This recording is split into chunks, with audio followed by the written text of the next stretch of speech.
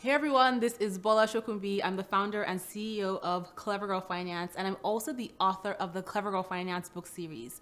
Welcome to Clever Girl Finance TV.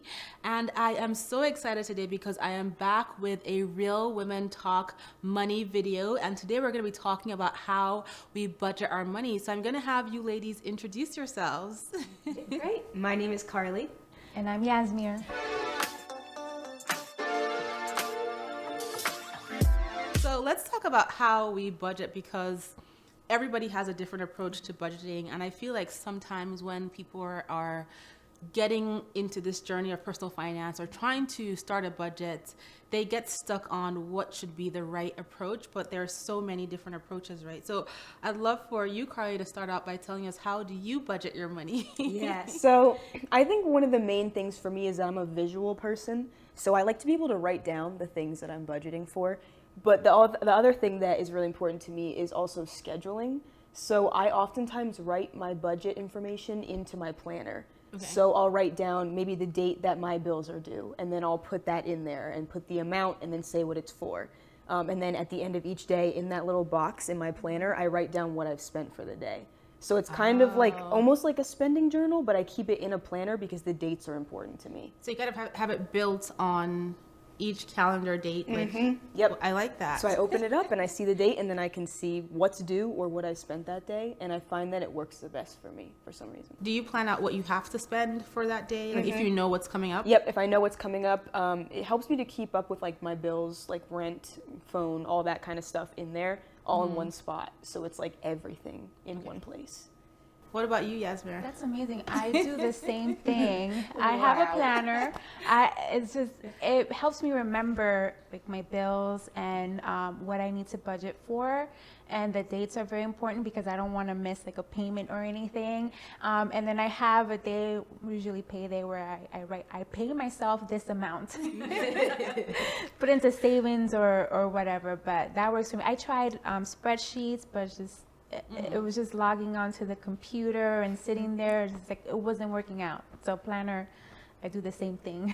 That makes sense. And I am a spreadsheet girl because I'm always on my computer, and I have a version, or I can log into the spreadsheet from my phone. So I use a spreadsheet. And before, I used to be, I think I did a podcast episode on this recently, and we talked about this on our recent Instagram live, Yazmir. But before, I was the person who would just write every single transaction. I would have my budget and my spending journal in that one spreadsheet. So I knew what my bills were, and then I would write down everything I spent. I'd keep all my receipts, and at the end of the night, I would put it into the spreadsheet. And then as I got busier over the last year, it just became more of a chore. And I started feeling like I didn't want to do it. And then I just stopped doing it. Like I would stop tracking my spending as specifically.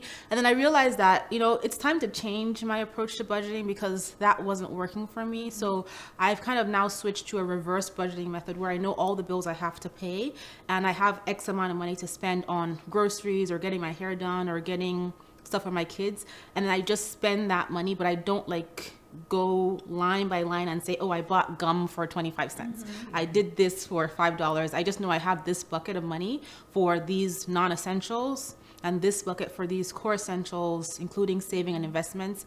And then once the buckets are done, then I'm done spending money. So it makes it easier for me. And then there are days where I will still write down, because I have one of those like bullet journals. I will still write down what I plan to spend, but that's not all the time. So sounds like you guys have similar approaches to budgeting. We do. In terms of you write it down, and I use the spreadsheet, but there are people who use apps.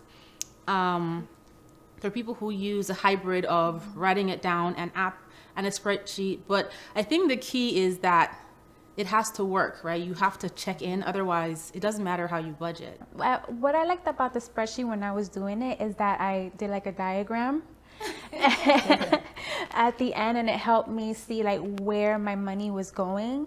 But again, it was just like logging onto the computer. Yeah, that was the fun part about using the spreadsheet. No, I don't do the charts. They get on my nerves. I'm like, well, why is this category? Why is it showing me this category is so big? I don't want to see that. Right. That's the visual part where it's like maybe not so. I don't want that.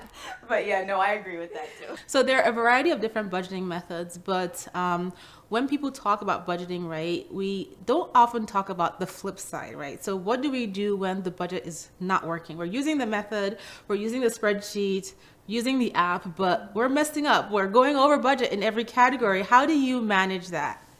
What do you do when you slip up?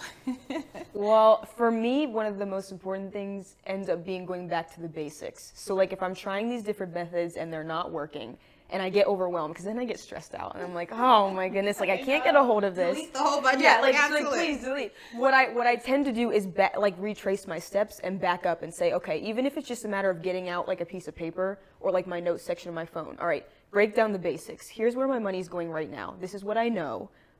This is how I can kind of simplify it for myself so I don't get so caught up in different strategies.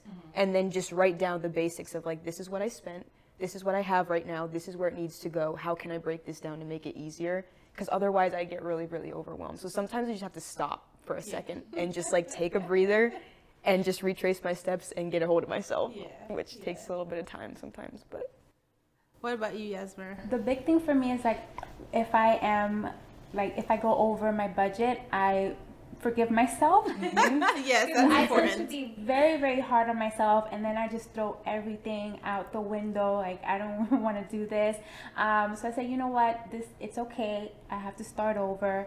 And a lot like what you do, Carli, is that I go back and I trace my steps. Okay, where did I mess up? And then budgeting and money is also psychological. So I think about, okay, what happened this day that I overspent? Like, what was I feeling? Was I stressed? Was I excited? And then just like try to pay attention to those emotions because they can cause anyone to overspend. yeah, definitely. I do the same thing. I try to figure out, why did I do this? Why did I spend this money? What triggered me? What was happening that caused me to blow this area of my budget? And sometimes it's not because we're overspending, it's because life is happening, right? You have a flat tire, or you have to buy an emergency plane ticket, something happens, right? And obviously we all want to have emergency funds to cover those, but still, even if we're tapping into an emergency fund to cover an expense, it still wasn't an expense we planned to spend money on in our budget. So I always try to reflect, like, what caused this? Was it something that was within my control, and how can I readjust the way I'm feeling for next time? How can I work on my money mindset? Because people just assume that, oh well, because you're a financial expert or you're in the money space, you just have everything together, and that couldn't be further from the truth, because money mindset is like a muscle. You have to continuously work it to kind of stay on top of it. So I always do that reflection as well. And I think that's very helpful. And once you know what went wrong, like you said, you can forgive yourself and you can let go of the guilt, because there is guilt when you blow your budget because you know you shouldn't have. Right? But it's all about, I always say budgeting is about progress. It's about being able to take the steps. It's not about having a perfect budget, right? Not every single line item on your budget is going to be green every month. You're going to have some reds because you overspent, because your water pipe broke, because something happened, right? Every now and then there will be some red. So assess, forgive, continue. And that's just how you continue to make progress with your finances. Yeah, absolutely. I agree. So for someone who is just getting started with budgeting, or their budgeting has been a mess and they haven't really budgeted, they're trying to get into the flow of things, what advice would you give that person? Like the you before you budgeted well. I mean, I think even just going off of what Yazmir was talking about earlier about being gracious with yourself first, if you are in that situation and you're just starting out, have grace with yourself, be patient with yourself as you're starting, because you won't jump right in and be an expert. We're all still learning, so definitely just meet yourself with grace first, and then kind of backtrack and just start simply. Like even if it is a matter of writing things down simply, rather than maybe jumping to an app right away, just write things down, take out a notebook, use your notes section, and do what you can at your own pace, not comparing yourself to anyone else, but just taking it at the pace that you want to start with, that's best for you. Yeah, I would advise someone who's starting to budget is to just look at what you've spent and track it. It doesn't have to be forever, because people, when they think, oh, I have to track what I spend, they don't want to do it. But just temporarily, for me, for example, I wasn't sure where my money was going at some point, and then I was just looking at my credit card statement and discovered that I was spending $200 a month or more on Starbucks. And I said, you know what, I have to, I have to stop.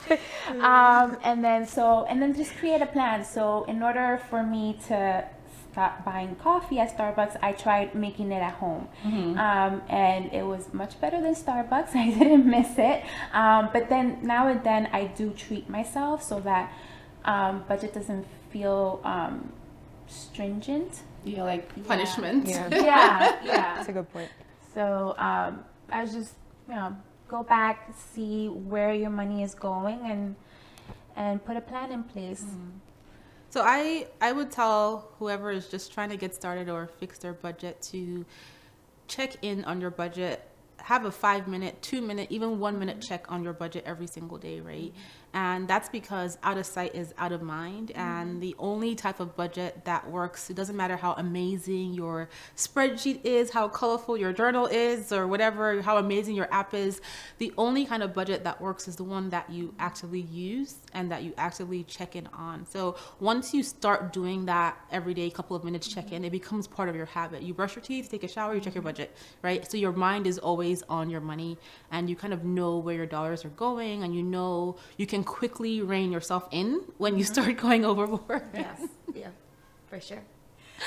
Well, thank you, ladies, for sharing how you budget and your tips and suggestions. I hope you guys have enjoyed watching this video. And if you have, don't forget to subscribe to this channel, hit the like button below, and tell all your best girlfriends about Clever Girl Finance.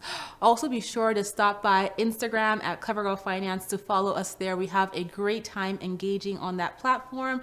And stop by clevergirlfinance.com to check out our completely free courses. We have over 30 of those courses, and our blog gets updated every single day. Thanks for tuning in. I will talk to you next time. Bye. Bye.